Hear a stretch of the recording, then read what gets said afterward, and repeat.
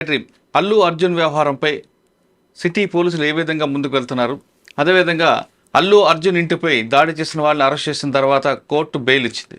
ఈ వ్యవహారంపై అల్లు అర్జున్ ఏ విధంగా ముందుకు వెళ్ళబోతున్నారు, అంతేకాకుండా సిటీ పోలీస్ కమిషనర్ చాలా సీరియస్గా వార్నింగ్ ఇచ్చారు. బౌన్సర్లు ఇకపై ఎవరైనా దాడులు చేస్తే పోలీసులపై చేపెడితే చూస్తూ ఊరుకోమని చెప్పారు.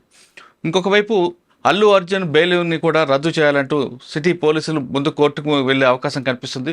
ఇదే వ్యవహారంపై మనతో మాట్లాడడానికి ప్రముఖ విశ్లేషకుడు టి ప్రకాష్ గారు, అదేవిధంగా హైకోర్టు న్యాయవాది ఊసా రగ్ గారు ఉన్నారు.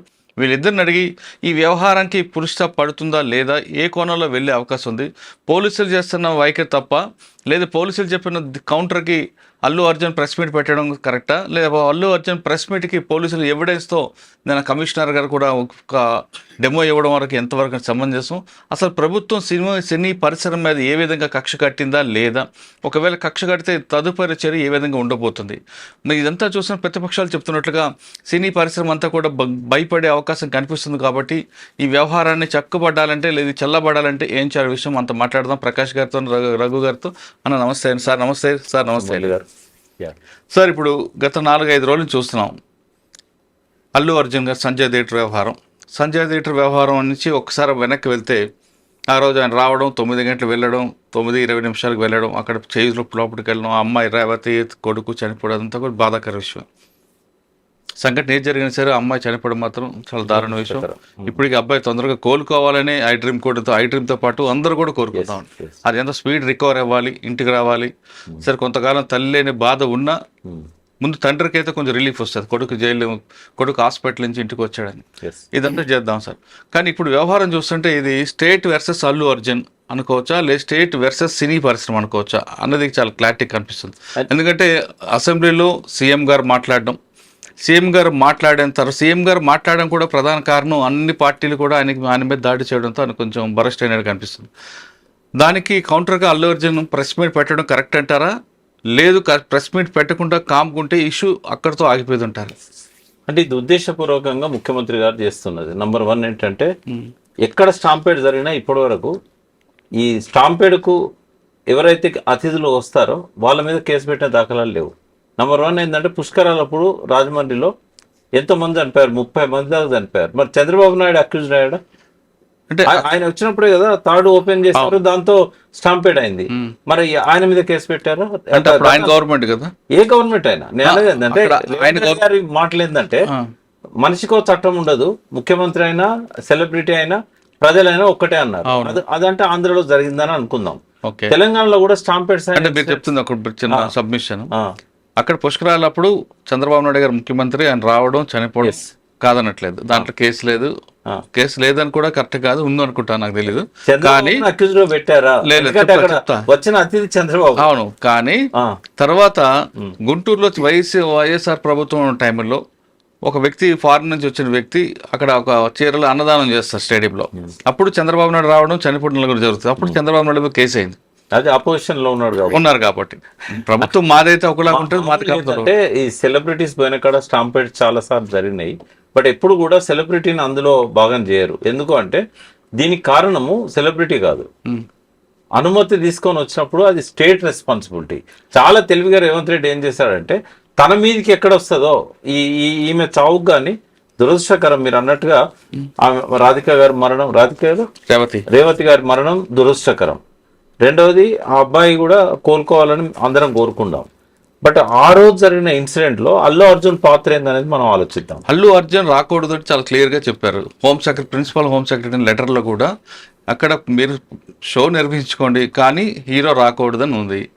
ఈ విషయాన్ని మేనేజ్మెంట్ అల్లు అర్జున్ చెప్పిందా చెప్పలేదన్నది ఇక్కడ మనకి.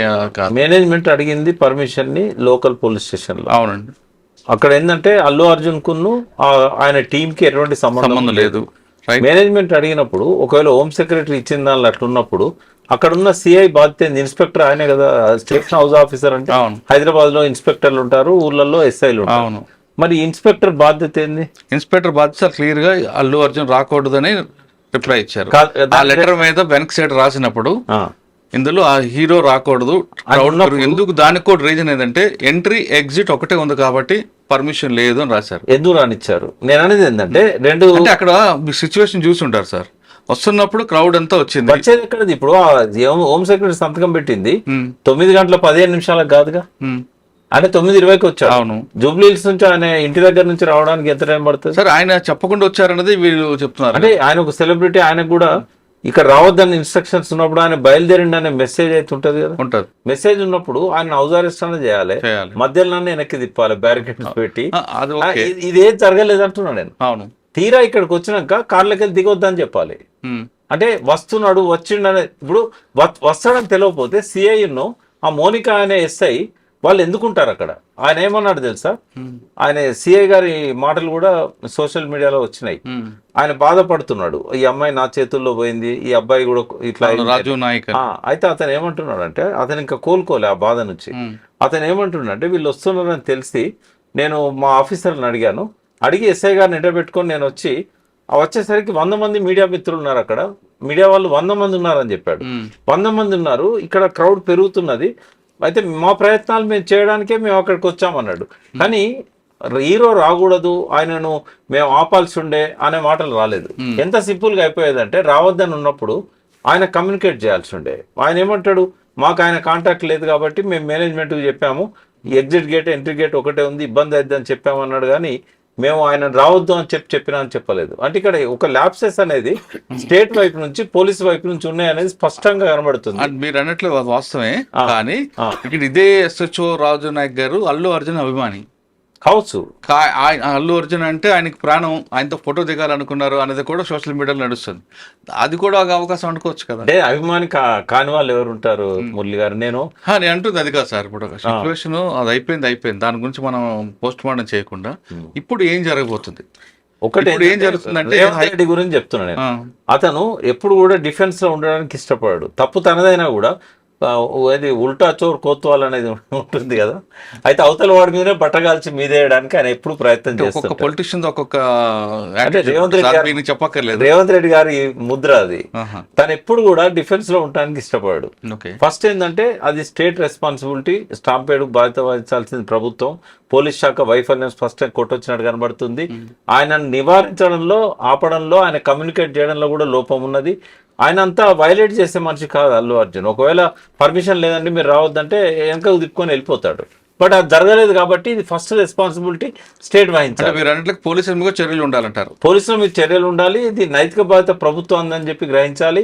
తర్వాత ఒకవేళ మీరు అల్లు అర్జున్ మీద కేసు పెట్టాలనుకుంటే ఒక్క డైలాగ్తో దాన్ని తీసేయాలి. చట్టం తన పని తను చేసుకోపోద్దని చెప్పాలి. అందరికి ఒకటే చట్టం ఉంటుందని చెప్పాలి. కానీ ఎట్లయిపోయిందంటే, రేవంత్ రెడ్డి ఒక సినిమా స్క్రిప్ట్ గా వర్ణించినట్టుగా అల్లు అర్జున్ ఒక క్రిమినల్ లాగా ఆయన యాటిట్యూడ్ మీద అటాక్ చేశాడు. ఆయన పోలీస్ ఆఫీసర్ పోయి చెప్పినా కూడా ఆయన రాలేదు అని. ఆ పోలీస్ ఆఫీసర్ ఎవరైతే సోషల్ మీడియాలో మాట్లాడాడో 2 వర్షన్లు మాట్లాడాడు. ఒక వర్షన్లో ఏమంటాడంటే, వాళ్ళ పక్కన ఉన్న వాళ్ళు మమ్మల్ని మేనేజర్ కింద పోనివ్వలేదు, మేము చెప్పమని చెప్పి వాళ్ళకి చెప్పామని ఒకసారి అన్నాడు.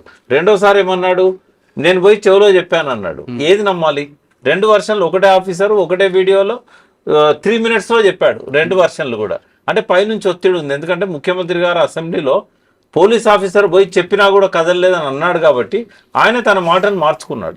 రెండవది ఏంటంటే, అల్లు అర్జున్ ప్రెస్ మీట్ లో చెప్పాడు, అస్సలు నాకెవరు చెప్పలేదు, చెప్తే నేను ఎందుకు పోను, నాకు చెప్పలేదు అని అన్నాడు. ఇట్లాంటివన్నీ కాంట్రవర్సీ ఇష్యూస్. ఇంత ఎలాబొరేటెడ్ ఎందుకు ఆయన టార్గెట్ చేసినట్టుగా మాట్లాడానంటే నేను చెప్తాను మీకు. గత 1 year నుంచి మీరు నాకు ఏదైనా క్లిప్ చూపెట్టగలుగుతారా ఒక ఫిలిం ఫంక్షన్ లో రేవంత్ రెడ్డి ఉన్నట్టుగా? అదివరకు ఏ సీఎం అయినా కూడా కనీసం సంవత్సరానికి 4-5 ఫంక్షన్స్లలో, పెద్ద ఫంక్షన్స్లలో సీఎం తర్వాత ఉన్న వ్యక్తులను పిలిచేవాళ్ళు. ఇప్పుడు 1 year జరగట్లేదు, ఒక గ్యాప్ వచ్చింది.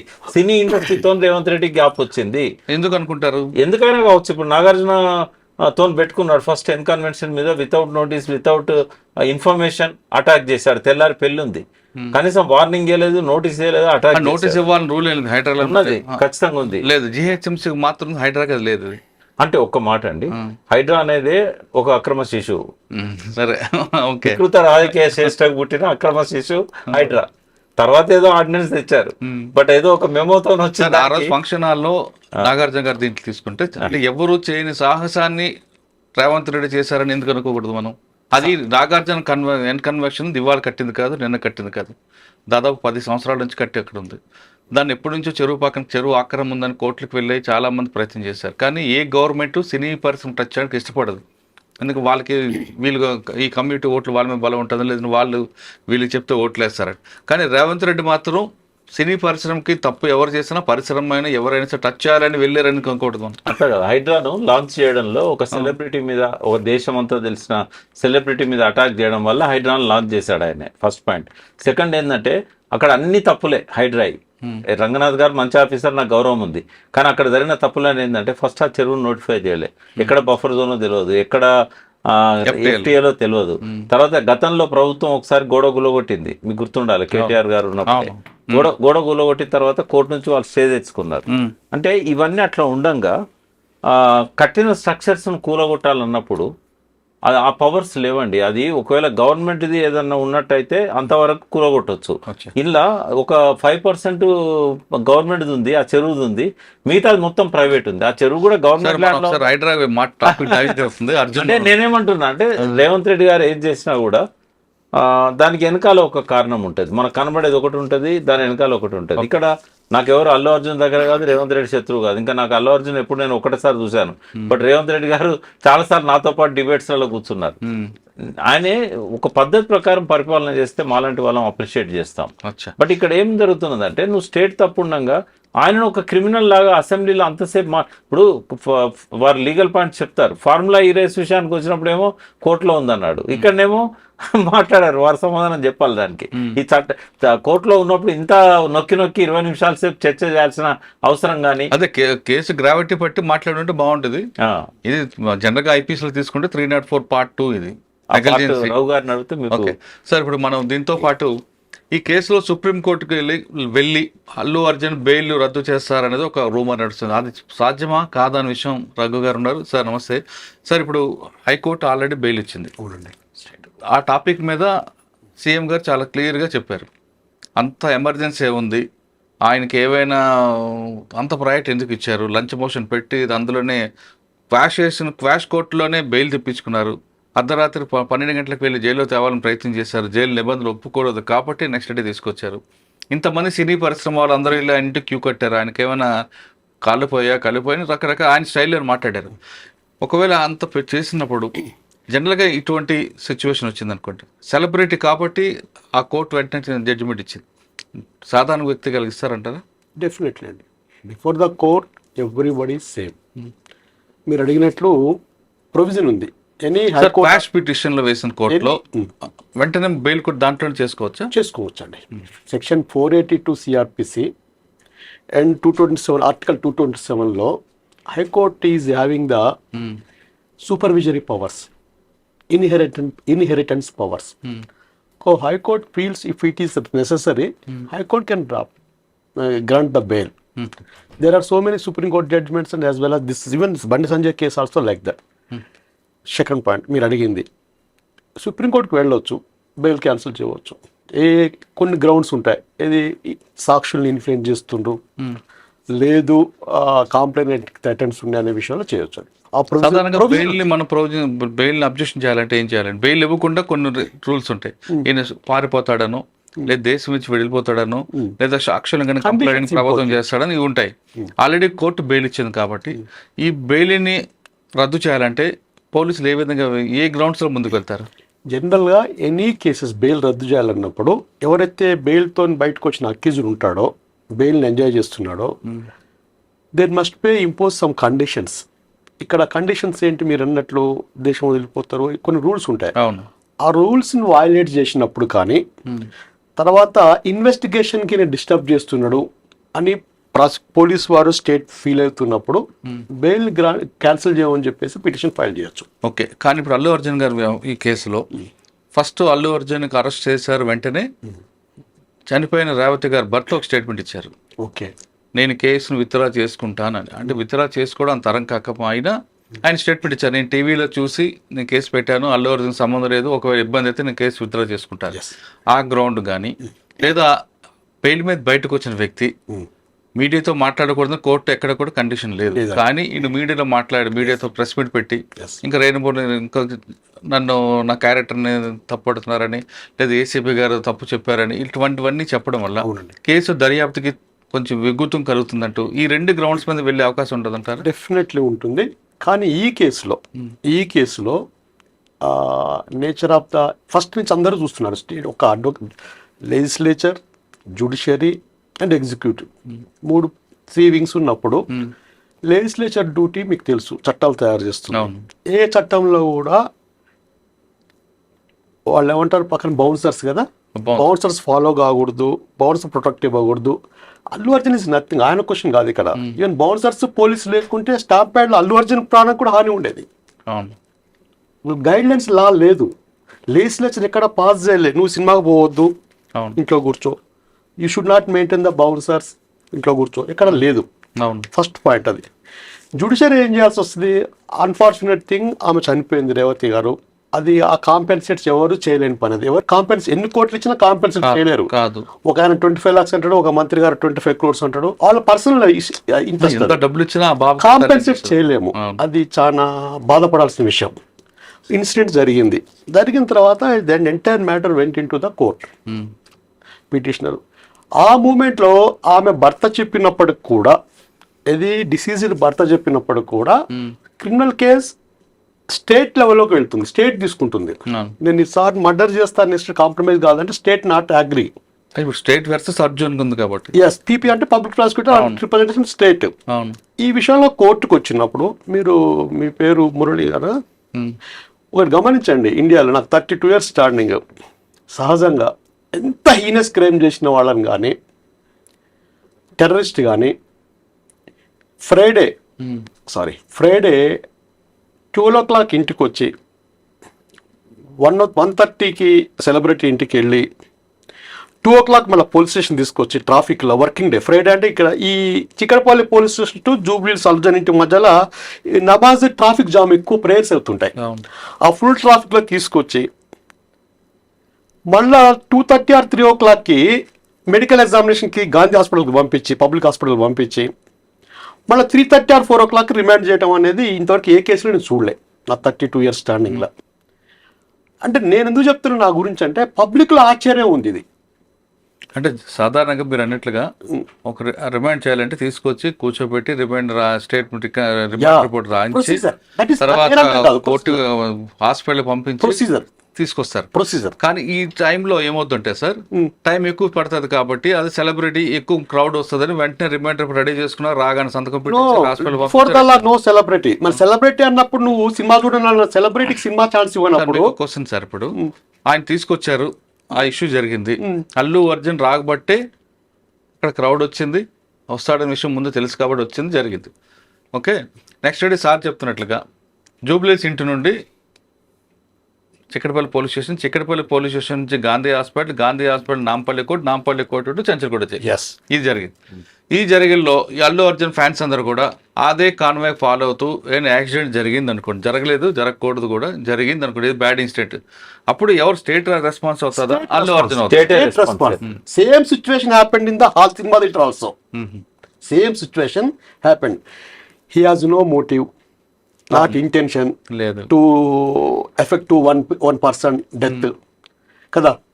ఇంటెన్షన్ మోటివ్ లేనప్పుడు, యాక్సిడెంట్ 20 years నుంచి ఆ సినిమా హాల్కి వెళ్తున్నప్పుడు, జరగకూడని సంఘటన జరిగినప్పుడు అందరూ బాధపడుతున్నప్పుడు, including police they did well duty in there at that time. బాగా చేశారు వాళ్ళ డ్యూటీ కూడా. బౌన్సర్స్ అనే ఇష్యూలో బౌన్సర్స్ కి బౌన్సర్స్ డ్యూటీ ఏంది? ఎవడైతే హైర్ చేసుకుంటాడో వాడిని ప్రొటెక్ట్ చేయాలనే ఒక రఫ్ గైడ్ లైన్స్ లేవు ఎక్కడ. వాళ్ళు పోలీసులు నెట్టడం అనేది మైనస్. ఏమైతే సార్, జనరల్ ఈ గ్రూప్ లో సెలబ్రిటీసే కాదు, even political even Revanth Reddy గారు ఎవరైనా సీఎం వెళ్ళినా కూడా గ్రూప్ లో పబ్లిక్ వచ్చినప్పుడు ఏమైందంటే, ప్రొటెక్ట్ చేసే వాళ్ళు కూడా చాలా రకాల డ్యామేజ్ అవుతుంది. బ్యాక్ సైడ్ ఇట్లా నెయిల్స్ గుచ్చుకోవటము, ఫోర్స్ చేస్తాము అన్నీ చేస్తుంటే వాళ్ళ డ్యూటీ కూడా చాలా రిస్క్ ఉంటుంది. ఇది అన్ఫార్చునేట్ థింగ్, ఎవరు ఊహించండి. పూర్తిలేని నష్టాన్ని ఆ కుటుంబం అనుభవిస్తుంది. ఇప్పుడు పిల్లోడు అక్కడ ఉన్నాడు. ఈ సిచ్యువేషన్ నుంచి దీన్ని ఎందుకు మీడియా వైజ్ చేసి, పొలిటికల్గా చేసి, అసెంబ్లీలో చేసి, పోలీస్ ఆఫీసర్స్ ప్రెస్ మీట్ పెట్టేసి ఒక ఫ్యామిలీని టార్గెట్ చేసిన అనేది స్టేట్ పబ్లిక్లో ఉన్నది. ఇప్పుడు కోర్టులో it is law will take its own course in this regard, in this case. Number 1 point. Second point, ఆయనకి ఆ ఫ్యామిలీకి సెక్యూరిటీ లేకుండా పోయింది because of this attacks. Nothing but ruling party, maybe Revanth or XYZ ఎవరైనా ఉండేయండి, రూలింగ్ పార్టీ అటాక్ చేస్తున్న meaning పబ్లిక్లోకి వెళ్ళిపోయింది. ఇప్పుడు Allu Arjun or XYZ cine ప్రముఖుడు ఉంటాడండి, సెలబ్రిటీ, 500 కోట్లు 1000 కోట్లు 500 కోట్ల రూపాయలు ఇన్వెస్ట్ చేసిందంటే స్టేట్ ట్యాక్స్ పే చేసినాడు. అసలు ప్రీమియర్ షో పర్మిషన్ ఇచ్చింది ఎవరు? స్టేటే కదా. స్టేట్. ప్రీమియర్ షో పర్మిషన్ ఇచ్చిన తర్వాత ట్యాక్స్ ఇంపోజ్ చేసి ట్యాక్స్ కలెక్ట్ చేస్తున్నారు in this regard state. Cinema hall permission ఇచ్చింది స్టేట్, స్క్రీనింగ్ పర్మిషన్ ఇచ్చింది స్టేట్. అర్జున్ ఒక సెలబ్రిటీ పోకూడదు అనే సెన్సిటివ్ ఇష్యూ అనేది గైడ్ లైన్స్ లేనప్పుడు హ్యాబిచువల్గా వెళ్ళిన దానికి అందరూ బాధపడుతున్నాము. ఫ్యూచర్లో అది దీనివల్ల చాలా స్టాంప్ ప్యాడ్స్ ఆగిపోతాయని. లాస్ట్ 20 yearsలో లాస్ట్ 5 years 50 స్టాంప్ ప్యాడ్స్ తీసుకున్నాం, including Chandrababu Naidu, so and so. Celebrities crime effect ఏందో ఒక 40 తీసుకున్నాము, నాకు రికార్డు ఉంది మొత్తం. ఇన్వెస్టిగేషన్ అనేది కోర్టుకు వచ్చిన తర్వాత కోర్టు పరిధిలో ఉన్నప్పుడు నీ కిడ్నీ పోయిందా, నీ కాలు పోయిందా, చేయి పోయిందా, నీ ఇంటికి ఎందుకు వస్తారు, చనిపోయిన వాళ్ళకి ఎందుకు పోలేదు, ఈ స్థాయికి తగ్గ డిస్కషన్స్ ఏవైతే అంటే ఆయన వ్యక్తిగతంగా సీఎంకి మంచిగా ఉండొచ్చు, కానీ పబ్లిక్కి గారు సినిమా అభిమానులు అట్లా లేదండి. సినిమా అభిమాని అయినా అడ్వకేట్ అయినా ఎవడైనా ఒకటే ఓటు ఉంటుంది, ఓట్ బ్యాంక్ ఎఫెక్ట్ అవుతుంది అతనికి ఫ్యూచర్లో కమింగ్ ఎలక్షన్స్లో. Clear discrimination. నువ్వు లాస్ట్ 5 yearsలో కొన్ని ఇన్సిడెంట్స్ తీసుకునే యాక్షను ఇవాళ మీకు తెలుసు, అందరికి ప్రజలకు తెలుసు. ఆన్ బెయిల్ మీద ఉన్న వాళ్ళు ఇవాళ లెజిస్లేటివ్ ఆస్పెక్ట్స్ లీగల్గా సీఎం పోస్ట్లో ఉన్నారు, ఉండకూడదని కాదు, ఉన్నారు. వాళ్ళ కేసెస్ ఎందుకు ప్రొసీడ్ కావట్లేదు, ఆ బెయిల్స్ ఎందుకు క్యాన్సిల్ చేస్తానికి ఎవరికి ముందుకు రావట్లేదు? ఎవరైనా కానీ సార్ మీద కేసు ఉంటుంది, సార్ సైంటిస్ట్ కావచ్చు, ఇప్పుడు నా మీద కేసు ఏదో కావచ్చు, మా బెయిల్స్ క్యాన్సిల్ చేయనప్పుడు ఈ బెయిల్ క్యాన్సిల్ చేసే అంత అవసరం స్టేట్కి ఎందుకు వచ్చింది? నెంబర్ 1. అంటే ఆయన చేసిన ప్రెస్ మీట్లో ఆయన చెప్పింది ఏంటంటే ఆ పర్సనల్ క్యారెక్టర్ ఒక ఎవరి ప్రొఫెషన్, మీకు ఎట్లా ఎవరి ప్రొఫెషన్కి వాళ్ళ కస్టమర్స్ కానీ వాళ్ళ ఆ ప్రొఫెషన్ని డెవలప్ చేసే వాళ్ళు సినిమా ఫీల్డ్ వాళ్ళకి ఫ్యాన్స్ ఉంటారండి. పర్సనాలిటీ ఇమేజ్ చేస్తే మనిషి చనిపోయినట్టు లెక్క. అతను రాజకీయ నాయకుడికి ఓటు వేయకపోతే వీడు ఎట్లా చనిపోయినట్టు లెక్కనో, అడ్వకేట్ కేసులు రాకుండా ఎట్లా వాడు వేస్ట్ ఆ ప్రొఫెషన్లో.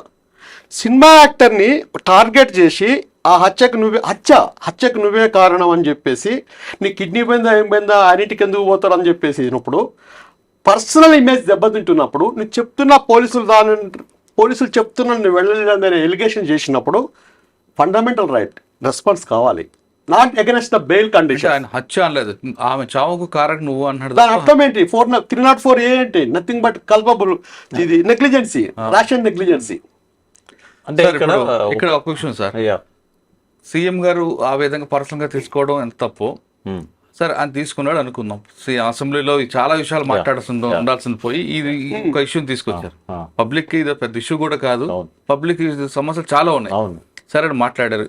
ఎందుకు మాట్లాడారు అంటే అన్ని ప్రతిపక్షాలతో పాటు సినిమా పరిశ్రమ అందరూ ఆయన టార్గెట్ చేస్తున్నారనడంతో ఆయన ఆవేదన చేసి మాట్లాడారు. ఆయన జరగాల్సింది చేశారు.